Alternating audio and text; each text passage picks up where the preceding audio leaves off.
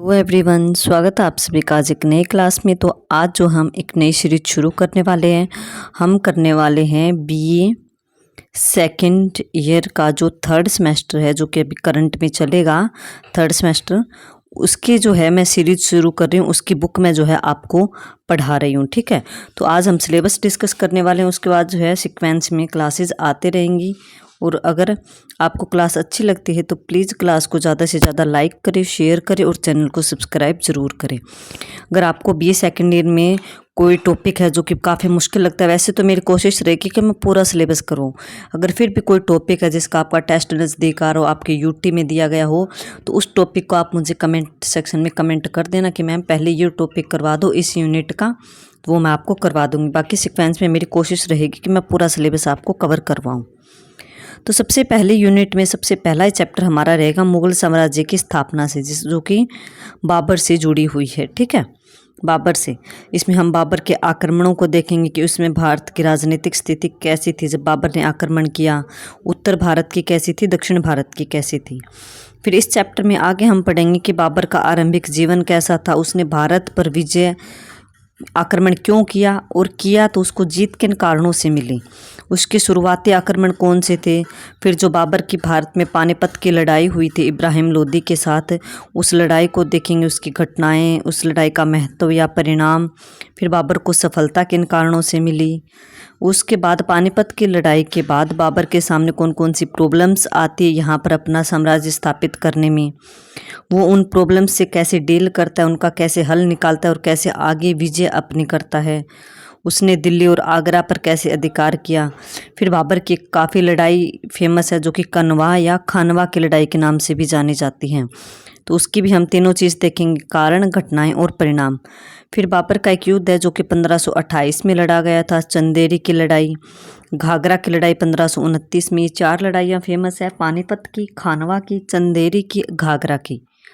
फिर हम बाबर का चरित्र कैसा था मूल्यांकन करेंगे, टोटल निष्कर्ष निकालेंगे कि एक मनुष्य के रूप में वो कैसा था, साम्राज्य निर्माता के रूप में उसका कैसा रहा, बाबर साम्राज्य निर्माता था या नहीं था। ये पूरा कंपैरिजन निकल जाएगा जब हम बाबर के पूरे टॉपिक को ऊपर से ये सारे पॉइंट पढ़ते हुए कवर करेंगे चैप्टर को, तो लास्ट में कंक्लूजन अपने आप सामने आ जाता है कि हाँ, इस चैप्टर में हमने बाबर के बारे में ये पढ़ा है।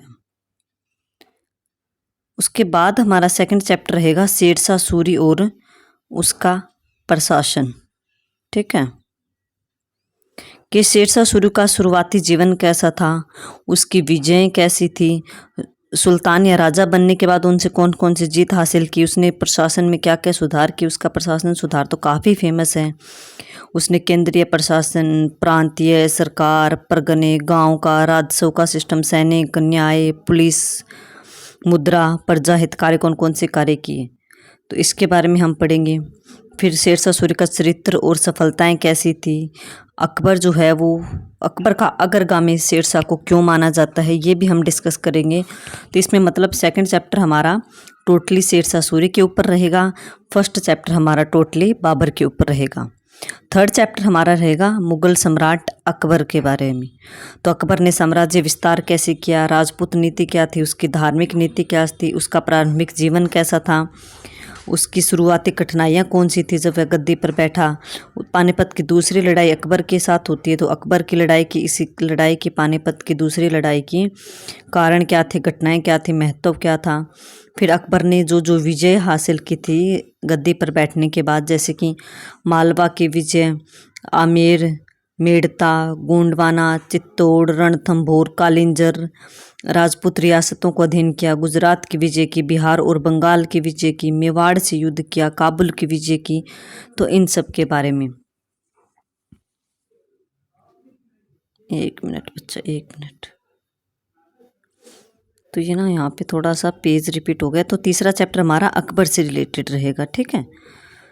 और तीसरे चैप्टर में अकबर की हम कश्मीर विजय को देखेंगे, सिंध विजय, बलूचिस्तान, कंधार, दक्षिण भारत की विजय, अकबर की राजपूत नीति कैसी थी, उसके क्या परिणाम निकले, अकबर ने कौन सी धार्मिक नीति अपनाई थी, इबादत खाने की स्थापना की थी, और धार्मिक वाद विवाद के लिए भी उसने कुछ काम किया था। अंतिम चरण है उसने दीन इलाही की भी स्थापना की थी। इन सभी को मतलब टोटली जो है अकबर से रिलेटेड हम जो भी चीज़ें रहेगी उसको देखेंगे। तो तीसरा चैप्टर हमारा अकबर से रिलेटेड रहेगा। फोर्थ चैप्टर रहेगा हमारा औरंगजेब से रिलेटेड, कि औरंगजेब का प्रारंभिक जीवन कैसा था, उसके अधीन मुगल साम्राज्य का कितना विस्तार हुआ, उत्तर पूर्वी सीमांत प्रदेशों की विजय, उत्तर पश्चिमी सीमांत कबीलों का दमन कैसे हुआ, राजपूत नीति को कैसे अपनाई थी औरंगजेब ने, औरंगजेब की दक्षिण नीति कैसी थी, औरंगजेब के राजपूतों से संबंध कैसे थे, उसने किन किन राजपूत जगह जो थी क्षेत्र थे उन पर अधिकार किया था।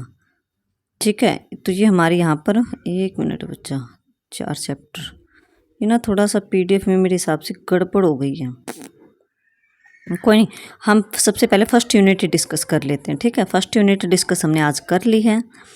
तो आज की यूनिट में सबसे पहला चैप्टर हमारा रहेगा बाबर से, सेकंड हमारा शेरशाह सूरी से, थर्ड हमारा अकबर से, फोर्थ हमारा औरंगजेब से। तो सबसे इम्पोर्टेंट यूनिट है, बहुत सारा मध्यकालीन भारतीय इतिहास इसमें समाहित है, दिया हुआ है। मुगल साम्राज्य का टोटल निष्कर्ष निचोड़ हम इसमें निकाल लेंगे। तो फर्स्ट यूनिट काफ़ी इम्पोर्टेंट है। उसके बाद शायद है ना सेकंड यूनिट की सही सी PDF नहीं बनी। फिर थर्ड यूनिट में हम मॉडर्न इंडिया को देखेंगे। ठीक है, कि मॉडर्न इंडिया में फ्रांसीसी और ब्रिटिश कंपनियां जो भारत में आती है, लाइक पुर्तगाली, डच, डेनिश, तो इनके बीच में कंपटीशन, प्रतिस्पर्धा कैसे रहती है उसको हम देखेंगे। कर्नाटक के युद्ध होते हैं इनके बीच में। फिर अंग्रेज़ों ने बंगाल पर अधिकार किया था, वहाँ पर प्लासी और बक्सर की लड़ाइयाँ लड़ी गई थी, उसको हम देखेंगे। बंगाल में रॉबर्ट क्लाइव ने द्वैध शासन प्रणाली अपनाई थी, उसको देखेंगे। फिर ब्रिटिश साम्राज्य में सुदृढ़ीकरण के लिए डलहौजी ने लैप्स की नीति अपनाई थी और लॉर्ड वेल्जली ने सहायक संधि प्रणाली अपनाई थी, उसको डिस्कस करेंगे थर्ड यूनिट में। काफ़ी इम्पोर्टेंट है ये भी। फिर हम थर्ड यूनिट में हम 1857 के विद्रोह को देखें कि उसका कारण क्या रहा था, उसका विकास कैसे हुआ। 1857 की लड़ाई को देखेंगे, क्या कारणों से हुई, घटनाएं कैसी थी, क्या इफेक्ट पड़ा टोटली। तो इसमें जो है मैंने 2-3 यूनिट आपको डिस्कस करवा दे। मोटा मोटा सिलेबस टोटली आप ये माने मैंने बता दिया है। बाकी जैसे जैसे चैप्टर स्टार्ट होगा वैसे भी हम उसके आगे जो है मैं इंक्लूड कर दूंगी यूनिट। ठीक है, लेकिन सबसे पहले तो हमें स्टार्ट ही करनी है कि BA second year third semester जो अभी चल रहा है उसके सबसे पहला चैप्टर हमारा रहेगा मध्यकालीन भारतीय इतिहास में मुगल राज से, जिसमें कि हम सबसे पहले बाबर को पढ़ेंगे। उसके बाद इम्पोर्टेंट शासक आता है शेरशाह सूरी, उसके बाद आता है अकबर, उसके बाद आता है औरंगजेब, जो कि चारों ही मोस्ट इम्पोर्टेंट है, चारों से क्वेश्चन बनते हैं। ठीक है, तो इसमें हम बाबर, अकबर, शेरशाह सूरी, औरंगजेब, तो ये इम्पोर्टेंट यूनिट आपके लिए। बहुत सारे क्वेश्चन आपके थ्योरी के रूप में, शॉर्ट आंसर के रूप में, 1 लाइनर क्वेश्चन बहुत सारे क्लियर हो जाएंगे। तो आई होप आप इस सीरीज़ को पसंद करेंगे। अगर आपको कोई और टॉपिक पे भी क्लास चाहिए सेकेंड ईयर से रिलेटेड, थर्ड सेमेस्टर से रिलेटेड, तो आप मुझे कमेंट सेक्शन में कमेंट करके बता देना। बाकी जो है मैं आपको पूरी कोशिश रहेगी कि मैं ये आपको एग्ज़ाम से पहले पूरा सिलेबस कवर करवा दूँ। लेंथी तो रहेगा, काफ़ी लेंथी है सिलेबस, काफ़ी बड़े बड़े चैप्टर टॉपिक दिए गए हैं, लेकिन फिर भी हम कोशिश करेंगे कि जल्दी जल्दी क्लास को कवर कर लें। तो चलिए आज की क्लास को यहीं तक रखते हैं। Okay, thank you everyone.